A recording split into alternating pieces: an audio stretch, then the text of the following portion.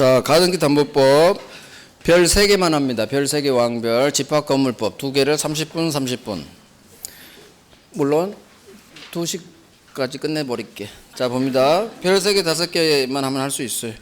첫 번째, 가담법 적용 범위 반드시 소비대차 채권에만 가담법은 적용돼요. 별 3개. 제목에 별 3개. 소비대차 채권, 대여금 채권이라고 해요. 빌려준 돈에만 사채업자죠. 빌려준 돈 사채업자 때려잡기 법이니까 소비대차 채권일 것.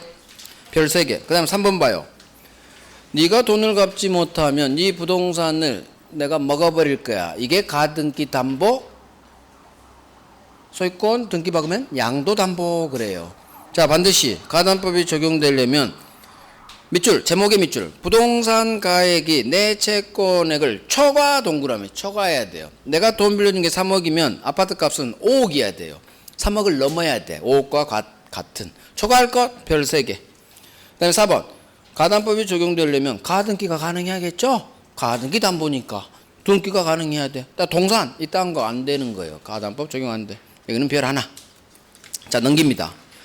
자, 어디를 가시느냐. 가등기 담보권 실행이에요. 결국 가등기 박은 가등기 담보권자는 가등기에 의한 번등기를 해서 소유권 취득하는 방법으로 실행하거나 담보권을 아니면 경매 쳐서 경매 매각대금에서 지채권 3억을 회수할 수도 있어요. 그래서 실행 방법은 2가지예요. 첫 번째 줄.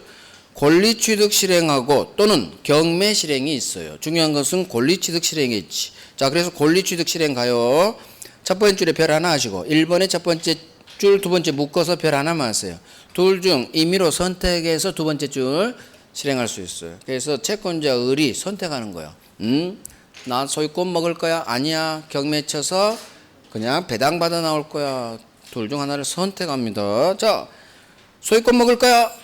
가등기에 의한 번등기 소유권 먹는 방법으로 실행할 거야. 이게 권리취득 실행. 자, 우리 가담법 이렇게 규정해요.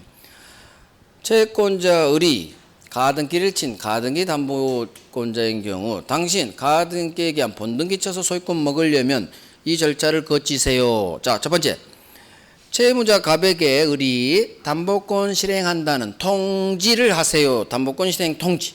자, 그러면 통지할 때 뭘 알려줘야 되느냐? 통지사항. 첫 번째 줄 맨 오른쪽. 이 계약에서 나오는 청산금이 얼마인지 청산금 평가액을 통지해야 돼요. 자, 청산금은 부동산 가액 빼기 지채권액이에요. 거기 나와 있죠. 두 번째. 부동산 가액 빼기 지채권액에 3억 빌려줬죠. 그러면 갑 아파트가 5억이라면 담보권 실행합니다. 통지할 때 청산금이 얼마인지를 알려줘야 돼요. 채무자한테. 을이 가등기 박은 가등기 담보권자예요. 그림이 이렇게 되는 거예요. 가등기 담보권자가 돈 빌려준 3억에 대한 채권자고 얘가 담보 설정자는 당연히 채무자예요. 그림 파악하시고 청산금 평가액을 통지해야 되는데 이 청산금은 당연히 부동산 값 5에서 자기 채권 뺀 2억이 나올 거예요. 문제는 여기에 자기가 가등기 박을 때 A라는 저당권자, 선순위 저당권자가 있다고 해봐요. 자, A가 갑한테 1억을 빌려주고 저당권 박은 은행이 있다고 해봐요. 저당권이 있는 상태에서 내가 두 번째로 가등기 박은 거예요. 그러면 내가 청산금 2억인데 만약 선순위 저당권자 1억 빌려준 이놈이 있다면 청산금을 자, 나는 이렇게 할 거예요. 청산금 5 빼기 3이니까 2억입니다. 근데 저당권자가 있으니까 내가 2억 주면 1억 빨리 갚아서 말소하세요.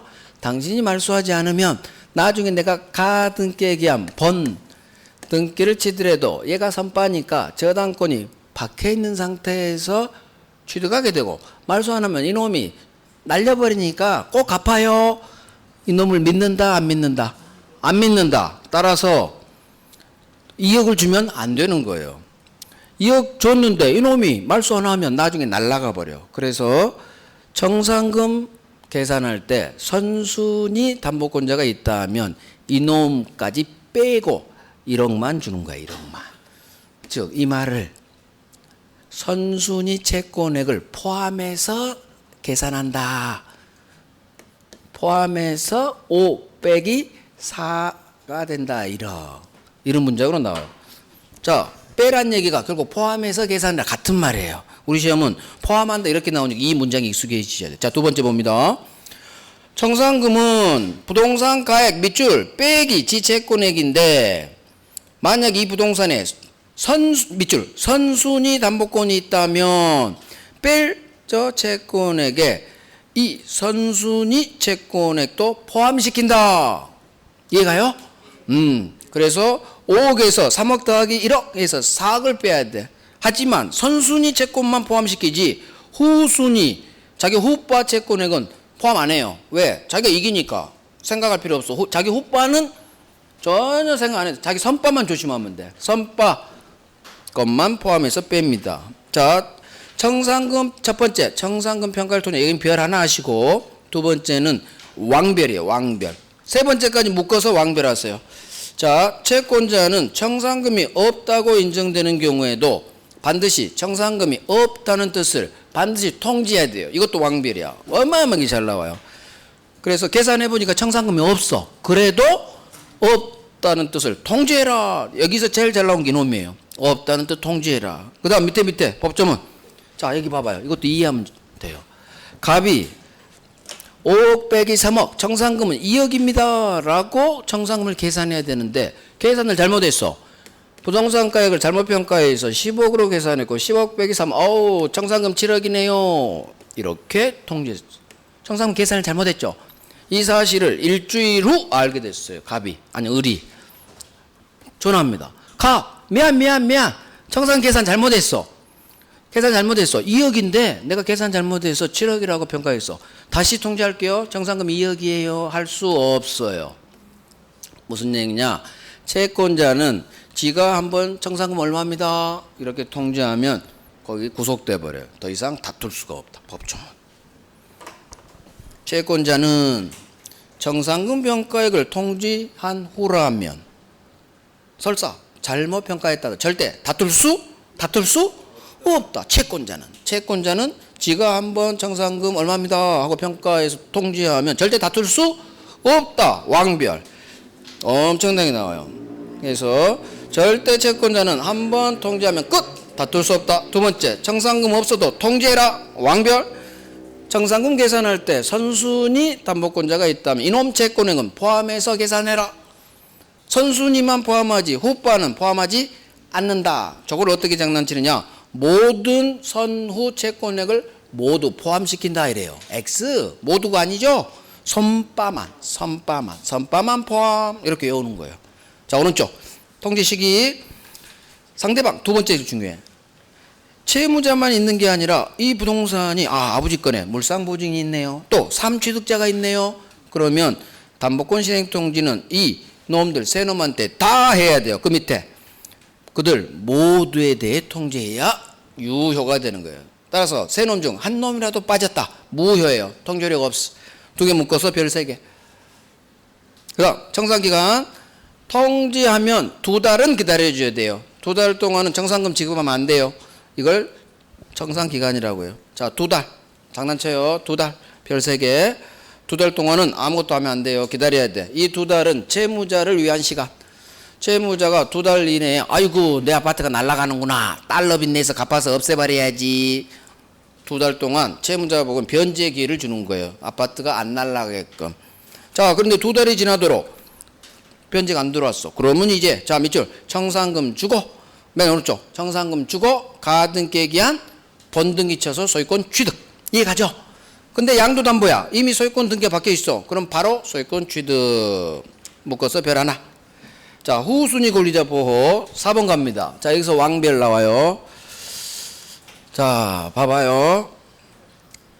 을이 가등기를 박았는데 병이 얘가 1번, 얘가 2번으로 저당권을 박아요. 은행이에요. 담보대출 1억을 일으키고 가등기가 박혀있는 후 저당권이 설정된 자, 후순위 권리자예요. 자, 나는 저당권자인데 나보다 먼저 박아놨던 이놈이 담보권 실행 통지한다고 해요. 그러면 채권자는 후빠가 있으면 담보권 실행 통지합니다. 채무자한테 쏘고 후순위 권리자한테도 통지해 줘야 돼요. 그래야 아하 이놈이 가등기 그냥 본등기 먹는가 보구나. 자, 알려줘야 돼요. 후순위 권리자에게 알려줘야 되는데 청산금 얼마입니다. 그런 거 다 같이 알려줘요. 자, 그러면 후순위 권리자는 자, 중요한 거 완별합니다. 청산금이 2억이 나와야 되는데 이건 1억이군. 2억이 나와야 되는데 이놈이 청산금 없다라고 청산금을 평가했다고 해봐요. 청산금이 분명히 2억은 나와야 되는데 청산금이 빵원이라고?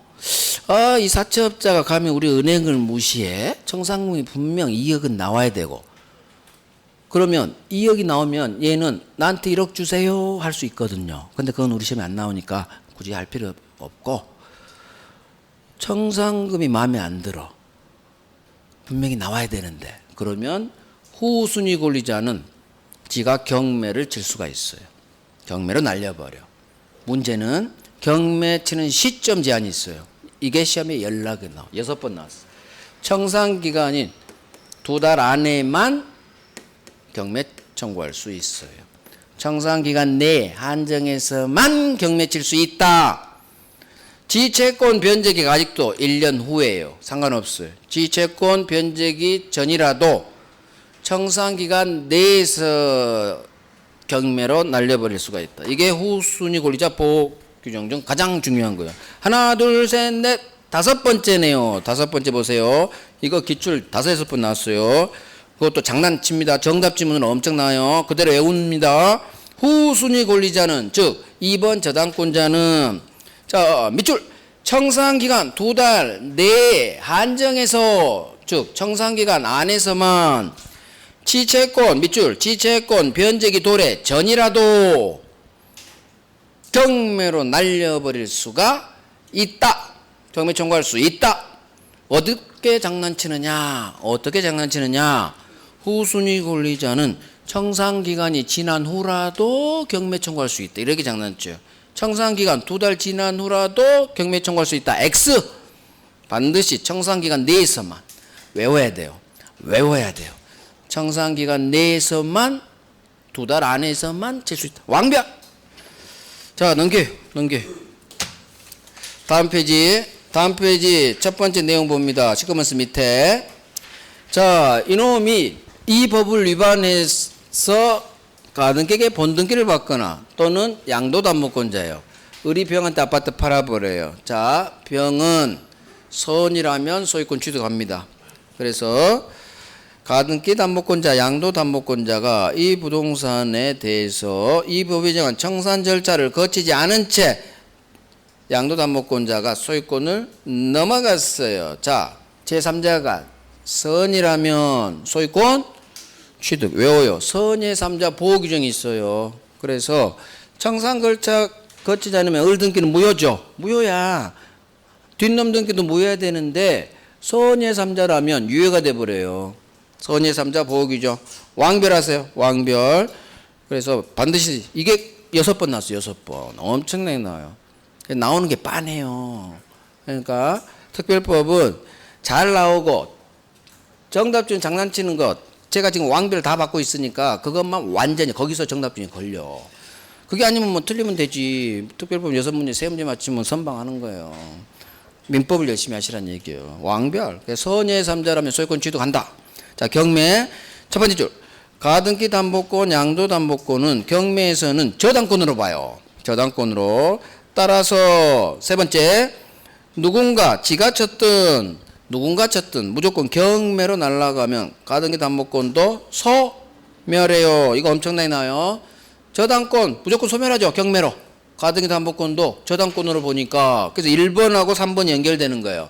가등기 담보권은 저당권으로 보기 때문에 매각으로 경매 매각으로 소멸한다. 그다음 두 번째, 내가 담보권 실행 통지해서 지금 청산기간 2달 기다리고 있어. 그런데 제3자가 강제 경매 들어왔네요. 그러면 나는 당신 내가 먼저 지금 하고 있어요. 내가 우선해요. 할 수 없어요.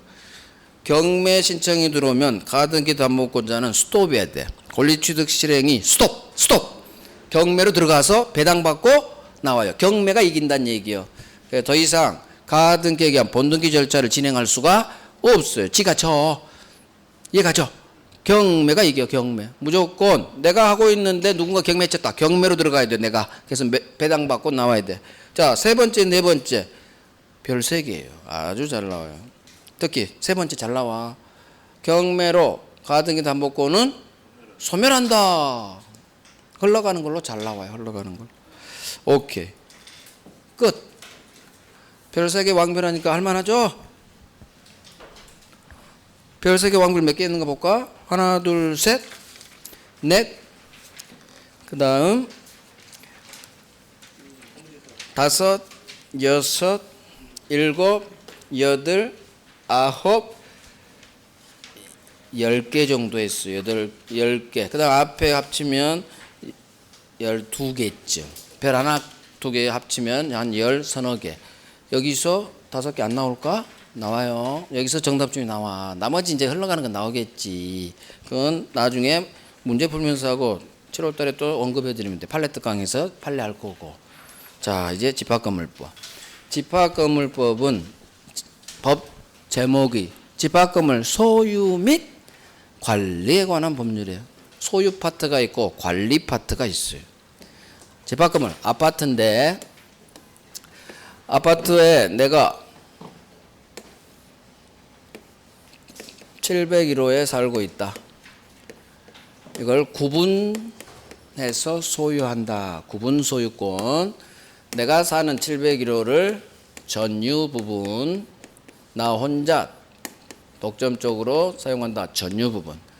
엘리베이터, 복도 계단 엘리베이터, 아파트 입주민이 공동으로 사용합니다. 공동으로 사용한다. 공용 부분. 다음에 아파트 밑에 있는 단지 내에 있는 토지를 사용할 수 있죠. 토지 사용권. 밑에 있으니까 대지 사용권. 자, 구분 소유권, 701호 소유권이 주, 이 공용 부분, 대지 사용권은 종된 권리예요. 얘를 목적으로 엘리베이터 사용하는 거고 땅 다니는 거예요. 소유권이 주, 공용 부분, 대지 사용권은 종, 주종의 관계가 있어요. 그래서 이따 부종성, 수반성이 엄청 중요한 법조문들이 나와요. 자, 그러면 집합 건물의 소유 파트예요. 이게 소유 파트에서 시험에 나오는 게 공용 부분하고 대지 사용권, 특히 공용 부분, 주거라고 나와요. 두 번째, 관리 파트. 아파트를 어떻게 관리하느냐. 첫 번째 나오는 단어가 관리단. 관리단 밑에 누가 있느냐. 관리소장님, 관리인. 그 다음 이 관리소장을 감독하는 관리위원회.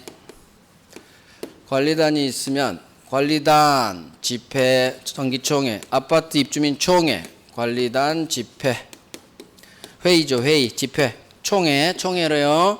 그 다음 아파트 관리 규약. 그 다음 마지막으로 재건축. 그래서 관리 파트는 이렇게 나와요. 이렇게. 관리인, 관리단 집회, 규약, 재건축. 이게 집합건물법 목차예요.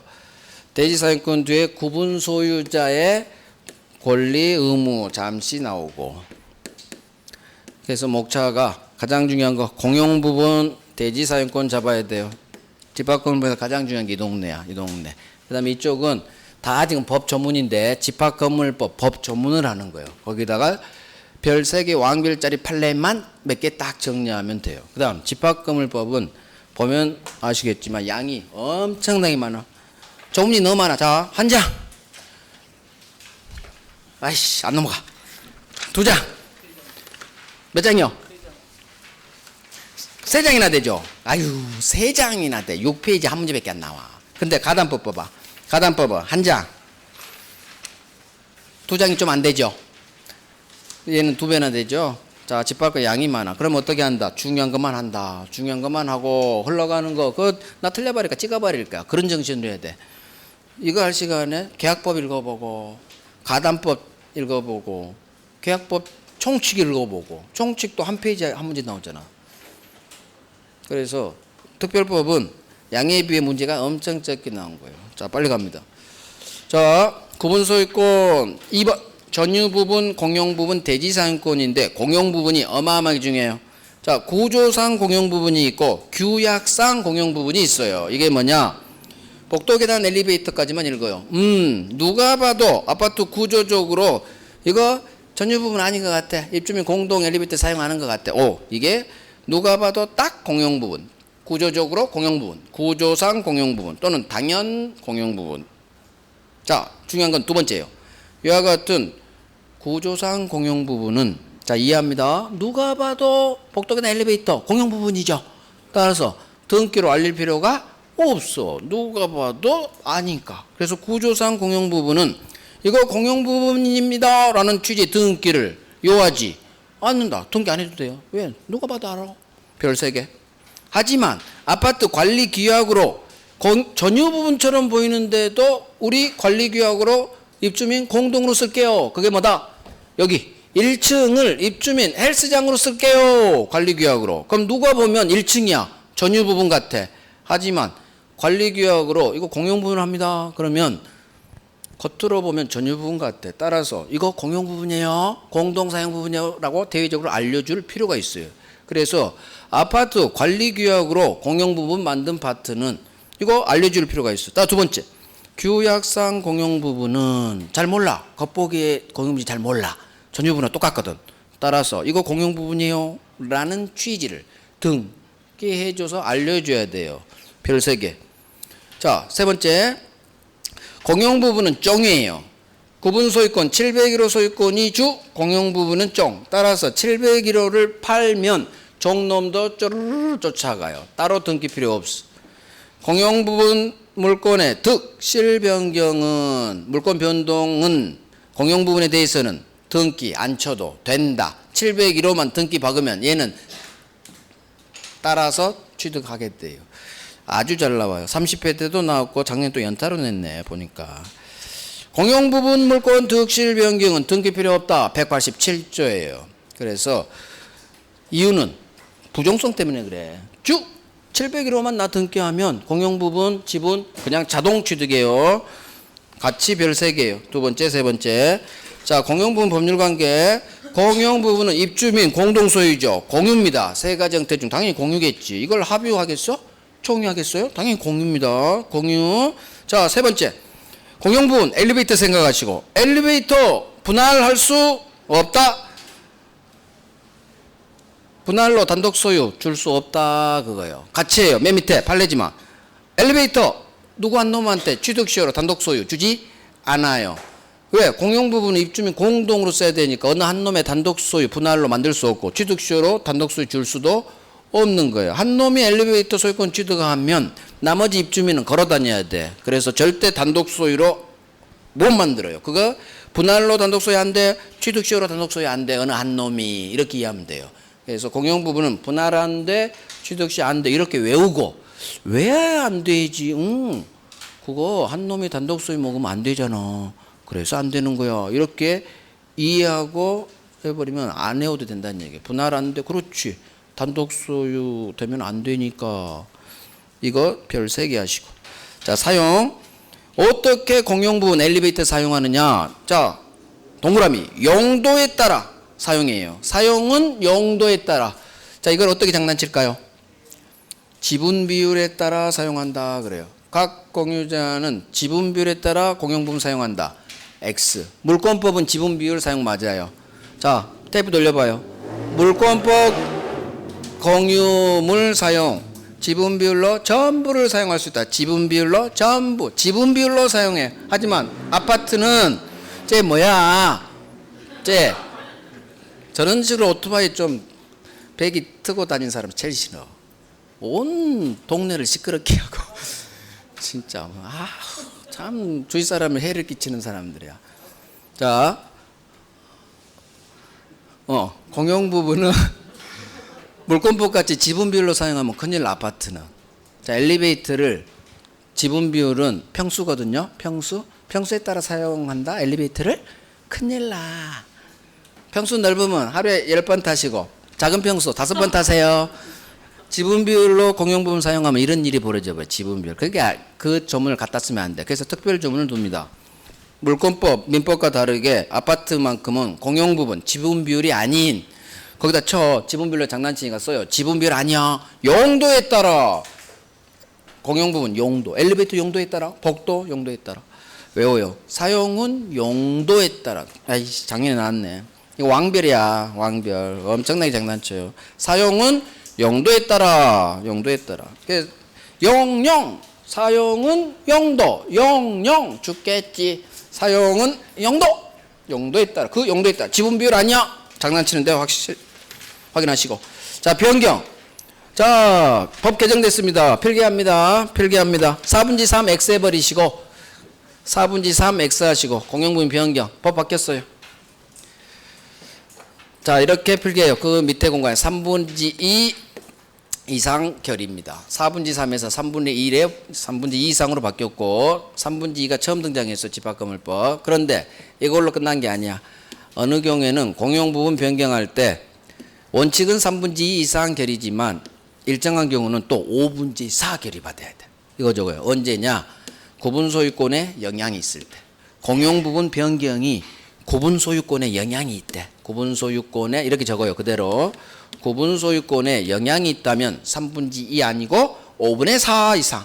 5분의 4 이상 받아요. 구분 소유권에 영향 있는 변경일 때.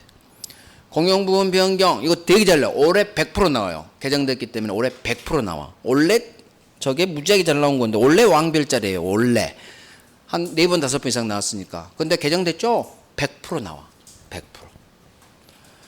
그래서 밑에다 4분지 3 X 하시고 원칙 3분지 2 이상 3분의 2 하지만 예외 구분 소유권에 영향이 있어? 그러면 5분지 4로 강화돼 버려요.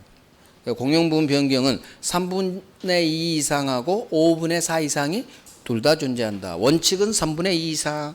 하지만 이 공용부분 변경이 구분 소유권에 영향이 있대. 그러면 강화시켜요. 5분의 4 이상 찬성해야 변경이 가능하다 얘기해요. 왕별. 왕별. 자, 어디 가시느냐? 7번. 전유부분, 공용부분, 지분 일체성. 공유니까 지분이 있겠죠. 자, 이거 풀어갑니다. 이거 내오는 게 아니에요. 주종의 관계 있어. 자, 이해합니다. 공용부분, 복도 계단 엘리베이터에 대한 내 지분은 내가 가지고 있는 전유부분, 아파트의 처분에 따른다. 무슨 얘기냐? 아파트 팔면 공유부분 지분도 같이 쪼르르 팔린다. 부종성, 수반성. 이해가죠? 두 번째, 내가 가지는 공유자의 지분은, 공유부분 지분은 주인인 전유부분과 분리, 종놈만 처분할 수 없다. 전유부분 주인과 분리해서 공용부분 지분만 분리처분할 수 없다. 많이 들어봤죠? 종놈이니까 그래. 종놈만 분리처분 안 돼. 지역권, 저당권 분리처분할 수 없다. 똑같아요. 주종의 관계요. 그래서 주종의 관계만 알면 이건 그렇지 분리처분할 수 없다. 주인이 팔렸어? 그 처분에 따른다. 종놈은 외우는 게 아니에요. 그냥 이해하는 거예요. 별 3개, 2개. 그 다음 대지사용권에서 똑같은 조문이 나와요. 전유부분 대지사용권 일체성. 일체가 뭐야? 주종의 관계란 얘기예요. 자, 대지사용권도 종이에요. 따라서 701호가 팔리면 대지사용권도 쪼르르 같이 팔린다. 그 말이고. 그 다음 밑에가 왕별할 거야. 구분 소유자는 규약이나 공정증서로 달리 정하지 않는 한 그가 가진 전유부분과 분리해서 대지사용권만 팔아제낄 수는 없다. 자, 분리처분할 수 없죠. 종놈이니까 분리처분할 수 없다. 그대로 떴어. 근데 문제는 저 위하고 다른 점. 예외가 있어요. 예외. 저기는 단순히 그냥 분리처분 못해 해놨죠. 7번은 공용부분 지분은 분리처분할 수 없다로 산뜻한데 여기는 덕지덕지 무슨 말이 붙었어. 뭐가 붙었어요? 규약에서, 자, 공용서 읽지 말고 관리규약에서 다르게 정하지 않는 한 분리처분할 수 없다. 즉 무슨 얘기요? 원칙 주인과 대지사용권은 따로 종로만 팔 수 없지만 예외가 있다. 관리규약에서 다르게 정할 수 있다. 말이 연락이 어렵죠? 훈련해요. 왕별하니까. 받아들인 건 여러분들 거예요. 지금은 빨리빨리 가야 돼. 시간이 없어. 자, 오른쪽 갑니다. 예외 있다. 관리규약으로 대지사용권은 다르게 정할 수도 있다. 저기 공용부분 지분하고 다르다. 관리규약 예외 있다. 왕별한 건 이유가 있어요. 장난친다는 얘기예요. 자, 오른쪽 하자 담보 책임. 첫 번째, 내가 아파트를 분양받았는데 어이쿠 누수 균열 하자가 있네요. 책임 묻습니다. 누구한테 묻느냐? 시공사 밑줄, 그 다음에 분양사, 둘 다 책임 있어요. 시공사, 분양사 별 하나만 하시고, 그 다음 넘어가요. 2번 구분 소유자 의무가 있는데, 구분 소유자는 첫 번째 건물 보존에 해로운 행위를 해서는 아니 돼요. 구분 소유자는 전유 부분, 내부 벽 막 철거 또는 파손해서 증개축하는 행위 할 수 없어요. 그런데 위반했다. 그러면 의무 위반죄에 대한 조치. 첫 번째, 하지 마세요. 철거하지 마세요. 내부 벽 행위 정지 청구. 다음 페이지. 그래도 해. 전유 부분 아파트 사용하지 마세요. 사용 금지 청구. 사용 금지. 그래도 해. 경매로 날려버려요. 구분 소유권 경매 청구. 점점 세지죠. 행위 정지하지 마세요. 그래도 해. 사용 금지. 그래도 해. 경매. 자, 그럼 여기서 뭐가 나오느냐? 전유 부분 사용 금지에서 누가 하느냐? 누가 이 청구하느냐? 그걸 장난쳐요. 두 번째 줄 맨 오른쪽. 자, 이 청구는 관리인 밑줄. 관리인 또는 관리단 집회에서 지정된 구분 소유자. 자, 지정된 구분 소유자. 지정 구분 소유자. 이렇게 외우세요. 이 청구는 관리인이 하거나 또는 지정된 구분 소유자가 해요. 집회 결의에서 지정된 구분 소유자, 즉 동대표 등 지정 구분 소유자가 이 청구한다. 이걸 어떻게 장난치느냐? 관리인 또는 지정 구분 소유자 이렇게 나와야 되는데 각 구분 소유자는 청구할 수 있다. 이렇게 장난쳐요. 각 구분 소유자 X, 각 구분 소유자가 아니라 반드시 회의에서 당신이 청구하세요라고 지정된 소유자가 해요. 누구겠어? 동대표겠지. 분야의 대표나. 지정 구분 소유자가 청구하는 거지 각 구분 소유자 안 돼요. 그놈이 나와요. 별 3개, 별 3개. 자, 관리단 갑니다. 관리단, 관리인 봐봐요. 관리인 두 번째. 관리인은 관리소장님 생각하시고, 구분 소유자 입주민이 10명 이상이다. 그럼 반드시 관리인 선임해야 돼요. 관리인 선임 강제된다. 두 번째, 관리인은 구분 소유자일 필요 없어요. 즉 관리소장님이 입주민인 거 봤어요? 아파트 단지에서? 입주민 중에 주택관리사 취득한 사람이 있을까요? 소장님은 구분 소유자일 필요가 없다. 그 얘기는 입주민일 필요가 없다. 그죠? 주택관리사가 있는 입주민이 있을까? 주택관리는 구분 소유자일 필요 없다. 즉 구분 소유자 아니라도 관리인 될 수 있다 이거예요. 자, 이렇게 옵니다. 이거 시험에 나오니까. 우리 관리소장님은 외부에서 출퇴근하세요. 출퇴근하시니까 우리 입주민이 아니란 얘기지. 입주민 아니어도 관리소장 되는구나. 우리 관리소장님은 출퇴근해. 출퇴근한다는 얘기는 우리 입주민이 아니야. 입주민이 아니란 얘기는 구분 소유자 아니어도 관리소장이 된다 그거예요. 별 3개. 자, 오른쪽 관리위원회. 관리위원회는 첫 번째 줄 맨 오른쪽 관리인, 관리소장을 감독하는 기구예요. 우리 소장님이 뇌물을 받아 먹나 안 먹나, 공사 계약하고 돈 받아 먹나 안 먹나 감독을 하는 기구가 관리위원회인데, 자, 두 번째 이게 나와요. 관리위원회 위원은 반드시 구분 소유자 중에서 밑줄 선출한다. 관리위원회 위원은 구분 소유자 중에서 선출해야 돼요. 즉 무슨 얘기예요? 위원은 반드시 입주민이어야 돼. 별 3개. 별 3개. 관리인하고 구별해야 돼요. 자, 관리단 집회 1번이 잘 나와요. 정기총회. 관리인은 매년 회계연도 종료 후 3달 이내에 3개월 3달 이내에 정기총회 소집해야 된다. 맞는 지문. 별 3개. 그 다음 집회 소집, 집회 결의. 세 번째 봅니다. 집회 소집에서 관리단 집회. 회의예요. 회의 열렸는데 관리단 집회는 구분 소유자 전원이 동의하면 여기서 스톱. 자, 전원이 동의했다. 뚫어지기 봐요. 전원이 동의했대. 입주민 전원이 동의했대. 서술은 이따로 끝날까요? 없다로 끝날까요? 이따로 끝나. 이런 게 찍는 거예요. 외울 필요가 없이 구분 소유자 입주민 전원이 동의했다고 그러면 소수로는 뭐든 할 수 있을 거야. 아니 입주민 10,000명이 동의했는데 뭘 못하겠어. 자, 전원이 동의했다면, 이런 문장이 뜨면, 전원동의 뜨면 소수는 있을 거야. 자, 뭘 할 수 있느냐? 소집, 법에서 정한 소집 절차를 거치지 않고도 소집할 수 있다. 결국 있다로 끝났죠? 전원동의하면 그냥 볼 것도 없어. 있다. 별 3개. 그 다음, 마찬가지. 집회결의 두 번째. 구분 소유자 전원동의로 소집된 집회는 끝났어. 전원동의 나왔죠? 그럼 있다로 끝나. 있다로 끝났죠? 있어. 뭘 할 수 있느냐? 소집 절차에서 통지하지 않은 안건에 대해서도 결의할 수가 있어요. 어찌됐든 전원동의면 못할 게 없다. 다 할 수 있다. 그러니까 이런 건 그냥 한번 보고 영원히 안 봐도 된다는 얘기야. 느꼈어. 응. 전원동의 있다. 전원동의 있다. 별 하나만 하시고. 자, 넘겨요. 넘기고. 밑에 그건 삭제해야지. 공용부분 변경 4분의 3에서 공용부분 변경은 X 쳐버리세요.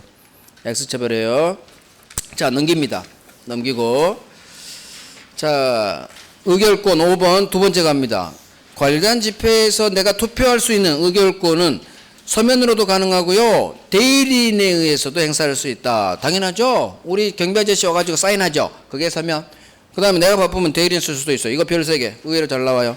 그 다음 밑에 관리단 집회 결의는 구분 소유자, 입주민의 특별 승계인에 대하여도 효력이 있다. 자, 특별 승계인, 구분 소유자의 특별 승계인. 이 말이 굉장히 잘 나오는데 무슨 말일까요? 아니요. 구분 소유자의 특별 승계인. 구분 소유자의 그렇죠. 특별 승계인 나오면 무조건 매수인이야. 즉, 전 입주자로부터 내가 사서 새로 들어온 새 주인을 말해요. 구분 소유권을 특별 승계했으니까 새 입주민. 자, 세트. 집합건물법에서 어떤 게 특별 승계인에게 효력이 있다 없다 지문이 나오면 99%예요. 100%일 수도 있어. 특별 승계인에게도 그대로 효력이 있다로 끝나야 돼. 있다. 아셨죠? 무조건 이사 들어온 사람한테도 효력이 있다야. 있다. 99%. 100%는 아니야. 99%. 방금 생각나서 아닌 게. 그래서 세트. 집합건물법에서 특별 승계인, 즉 새로 이사 들어온 특별 승계인에게 뭔가 효력이 있느냐 없느냐가 나오면 무조건 있다. 99%. 이제 없는 거 내오면 되니까 나중에. 판례거든요.